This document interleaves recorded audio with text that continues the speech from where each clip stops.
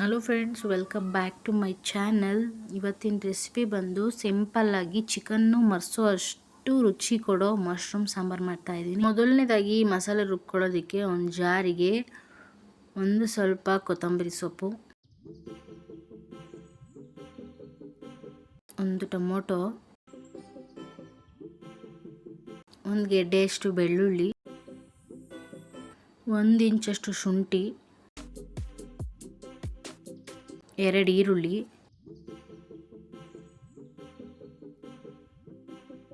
ಒಂದು ಸ್ವಲ್ಪ ತೆಂಗಿನ ತುರಿ, 1 ಪೀಸ್ ಚಕ್ಕೆ, 1 ಲವಂಗ, ಒಂದು ಅರ್ಧ ಚಮಚಷ್ಟು ಸೋಂಪು,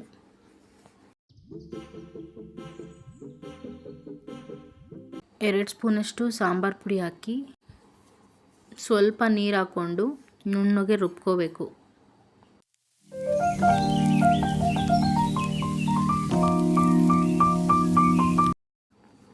ಇಷ್ಟು ನೈಸಾಗಿ ರುಬ್ಕೊಂಡ್ರೆ ಸಾಕು.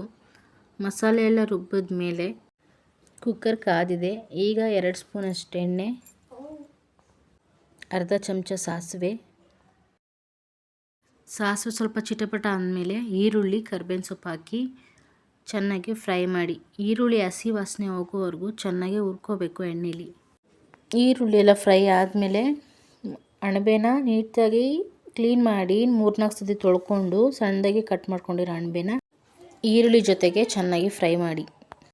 ತುಂಬ ಸೂಪರಾಗಿರುತ್ತೆ ಸಾಂಬಾರು. ಮಾತ್ರ ಚಿಕನ್ ಸಾಂಬಾರನ್ನು ಮರೆಸೋಷ್ಟು ರುಚಿ ಕೊಡುತ್ತೆ ಈ ಮಶ್ರೂಮ್ ಸಾಂಬಾರು.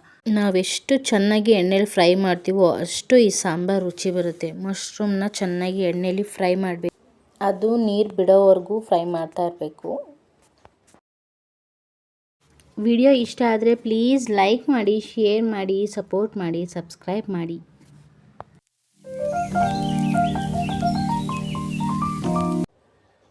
ಒಂದು ಚಿಟಿಕೆಯಷ್ಟು ಅರಿಶಿನ ಹಾಕಿ ಚೆನ್ನಾಗಿ ಮಿಕ್ಸ್ ಮಾಡಿ ಸ್ವಲ್ಪ ಬೇಯೋದಕ್ಕೆ ಬಿಡಿ. ನೋಡಿ, ಇಷ್ಟು ನೀರು ಬಿಡ್ತಾ ಬರುತ್ತೆ ಮಶ್ರೂಮು. ಆಗ ಏನು ಮಾಡಬೇಕಂದ್ರೆ ನಾವು ರುಬ್ಬಿರೋಂಥ ಮಸಾಲೆನ ಹಾಕಬೇಕು. ಸ್ವಲ್ಪನೇ ಹಾಕ್ತಾ ಮಸಾಲೆನ ಮಿಕ್ಸ್ ಮಾಡ್ತಾಯಿದ್ರೆ ಮಶ್ರೂಮ್ ಉಪ್ಪು ಖಾರ ಎಲ್ಲ ಚೆನ್ನಾಗಿ ರುಚಿ ಕೊಡುತ್ತೆ. ಸ್ವಲ್ಪನೇ ಹಾಕಿ ಮಸಾಲೆನ ಮಿಕ್ಸ್ ಮಾಡ್ತಾಯಿರಿ. ಈಗ ನಾನು ಹೇಗೆ ಮಾಡ್ತಾಯಿದ್ದೀನೋ ಅದೇ ರೀತಿ ಸ್ವಲ್ಪನೇ ಹಾಕ್ಕೊಂಡು ಹಸಿ ವಾಸನೆ ಎಲ್ಲ ಹೋಗೋವರೆಗೂ ಎಣ್ಣೆಯಲ್ಲೇ ಚೆನ್ನಾಗಿ ಫ್ರೈ ಮಾಡ್ಕೋಬೇಕು. ಅದು ಕುದಿಯೋವರೆಗೂ ಬಿಡಬೇಕು, ಹಸಿ ವಾಸನೆ ಹೋಗೋವರೆಗೂ. ಮಿಕ್ಕಿರೋ ಮಸಾಲೆ ಎಲ್ಲ ಹಾಕಿ ಚೆನ್ನಾಗೊಂದು ಮಿಕ್ಸ್ ಕೊಡಿ.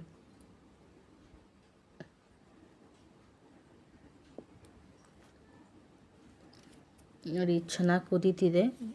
ಈಗ ನಮಗೆ ಎಷ್ಟು ನೀರು ಬೇಕೋ ಅಷ್ಟು ಅಳತೆಗೆ ನೀರು ಹಾಕ್ಕೊಂಡು ಸಾಂಬಾರು ಹೇಗೆ ಬೇಕೋ ಹಾಗೆ ಅಡ್ಜಸ್ಟ್ ಮಾಡಿಕೊಂಡು ನೀರು ಹಾಕ್ಕೊಳ್ಳಿ.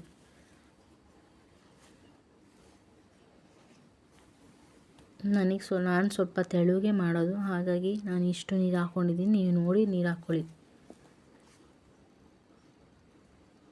ಸ್ವಲ್ಪ ರುಚಿಗೆ ತಕ್ಕ ಉಪ್ಪು ಹಾಕಿ, ಉಪ್ಪು ಸರಿ ಇದೆಯಾ ಅಂತ ರುಚಿ ನೋಡಿ ಕುದಿಯೋದಕ್ಕೆ